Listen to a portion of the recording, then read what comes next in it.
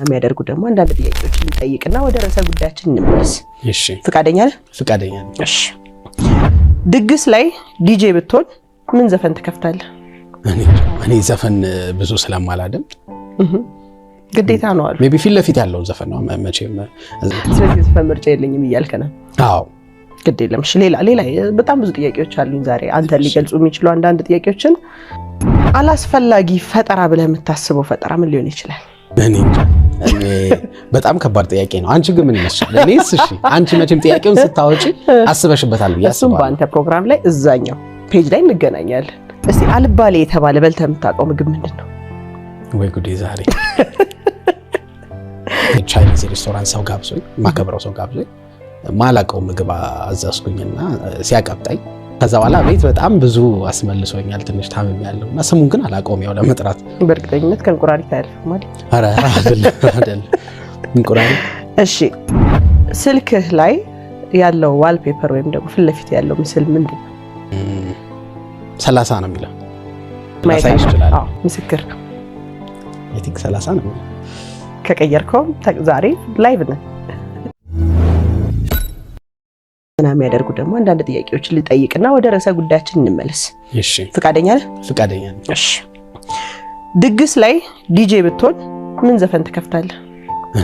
እኔ ዘፈን ብዙ ስለማላደምጥ ግዴታ ነው አሉ። ሜቢ ፊት ለፊት ያለው ዘፈን ነው መቼም ላፕቶፕ ይኖርሻል አይደለ? ዲጄ ስቶን ፊት ለፊት የምታገኘው የሆነ ዘፈን ትከፍቻለሽ። ስለዚህ ዘፈን ምርጫ የለኝም እያልከ ነው? አዎ ግድ የለም። እሺ ሌላ በጣም ብዙ ጥያቄዎች አሉኝ ዛሬ አንተ ሊገልጹ የሚችሉ አንዳንድ ጥያቄዎችን። አላስፈላጊ ፈጠራ ብለህ የምታስበው ፈጠራ ምን ሊሆን ይችላል? እንዴ አያስፈልግም የምትለው?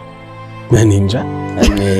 በጣም ከባድ ጥያቄ ነው። አንቺ ግን ምን ይመስላል? እኔስ እሺ አንቺ መቼም ጥያቄውን ስታወጪ አስበሽበታል ብዬ አስባለሁ። እሱም በአንተ ፕሮግራም ላይ እዛኛው ፔጅ ላይ እንገናኛለን። አላስፈላጊ ብለህ የምታስበው ፈጠራ ምን ሊሆን ይችላል? እኔ እንጃ። በጣም ብዙ አይነት ፈጠራዎች አሉ ዓለም ላይ። ለምሳሌ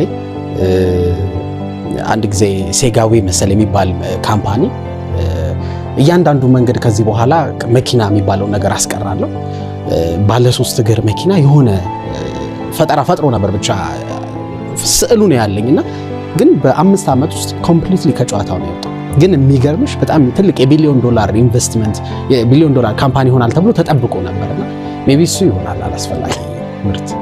እሺ አልፌ ያለው ወይም ጥሩ አድርገህ መልሰህ አልፈዋል። እስቲ አልባሌ የተባለ በልተህ የምታውቀው ምግብ ምንድን ነው? ወይ ጉዴ! ዛሬ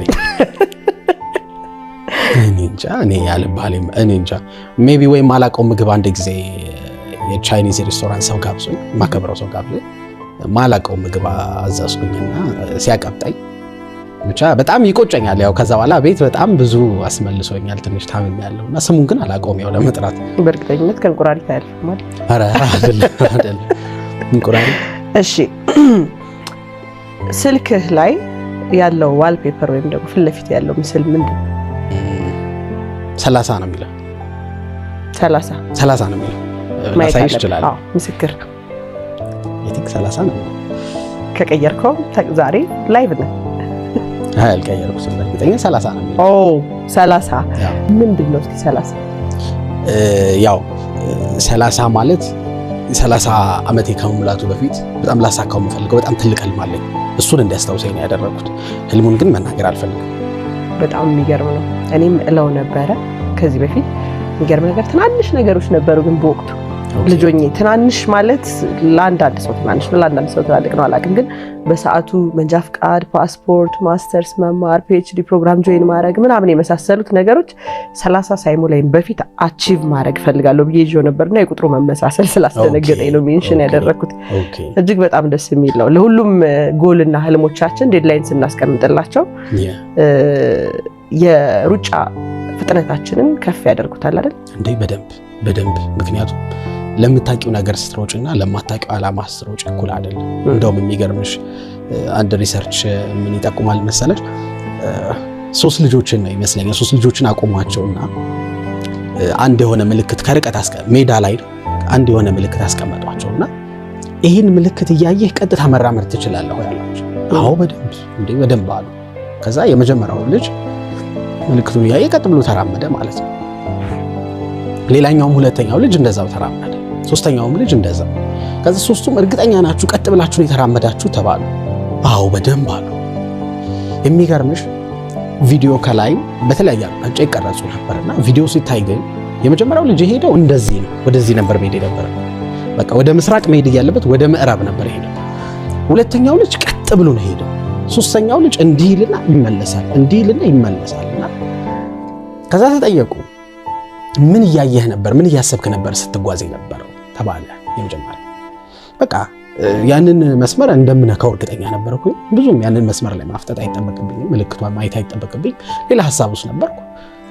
እንደዛ አድርጌ ነው የተጓዝኩት አለ።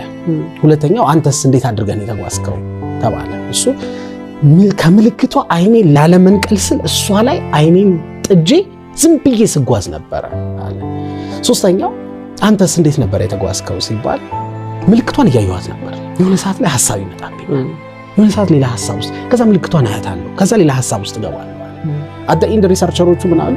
ሰዎች ምን እንደሚፈልጉ ጠንቅቀው ካወቁና ዴድላይን አስቀምጠውለት አይናቸውን ከዛ ነገር ካልነቀሉ የማሳካት እድላቸው በጣም ሰፊ ነው።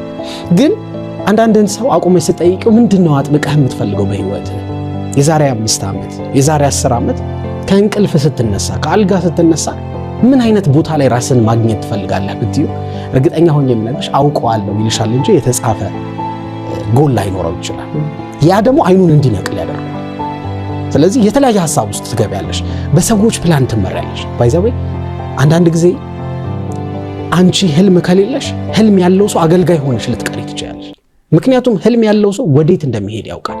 ነይ እያለ ያስከትልሻል፣ ጭራ ትሆኛለሽ። አንቺ ግን ህልምሽን ሁሌ ካስታወስሽው ግን በዛ አቅጣጫ መሄድ አይከብድሽም። እና that's why ያስቀመጥኩት ይሄንን ወልፔፐር። መጠየቅ የምፈልገው አንድ ላንተ ውጤታማነት ላንተ እዚህ ቦታ ላይ ለመድረስ ተጽዕኖ አሳዳሪ ብለህ የምታስበው ማንን ነው? በጣም ብዙ ሰዎች አሉ። ያው በብዙ ሰው ትከሻ ላይ ከሆነች ነው እዚህ ጋር የምትደርሺው። ግን አካዳሚካሊ በተለይ አሁን ላለሁበት ነገር እዚህ ቦታ እንድደርስ ያደረገኝ ወንድሜ ነው። የሁላችንም ታላቅ ወንድም አለና ሀብታሙ ታዬ ይባላል። መምህር ነው፣ የፊዚክስ እና የማትስ መምህር ነው። በጣም የሚከበር የሚፈራ ሰው ነው። እና እንደዛ ስልሽ አስቢ፣ የመምህር ወንድም መሆን። አሁን ለምሳሌ የመምህር ልጆች አይተሽ ከሆነ በጣም ዲሲፕሊን እንዳደሩ ላይክ በተለይ እናታቸው ወይ አባታቸው አስተማሪ የሆኑ ልጆች እኮ እንዲያጠኑ ነው፣ የቤት ስራ ነው፣ ጭቅጭቅ እኮ ነው፣ ጫና አለባቸው። በቃ እንደዛ ነበር እንትን ያልኩት። እና እኔ እንደውም ትምህርት አልወድም ነበር በሱ ምክንያት። በጣም ፑሽ ያደርገኝ ነበር ስጫወት ምናምን። አንተ ማን ያጠናልህ ምናምን የሚለኝ ነገር አሁን ድረስ አይምሮ ውስጥ አለና ትምህርት እንድጠላ ሆኜ ነበር ያደረኩት። ግን ትንሽ ከፍ ማለት ስጀምር ህይወትን በራሴ መንገድ መረዳት ስጀምር አላሪ የሆነ ሰዓት ላይ እኮ ፊት ለፊት ብቻሽን ትጋፈጫለሽ። እንደውም እሱ ወደ ውጭ ሄደ። ወደ ውጭ ሲሄድ መንቃት ጀመርኩ።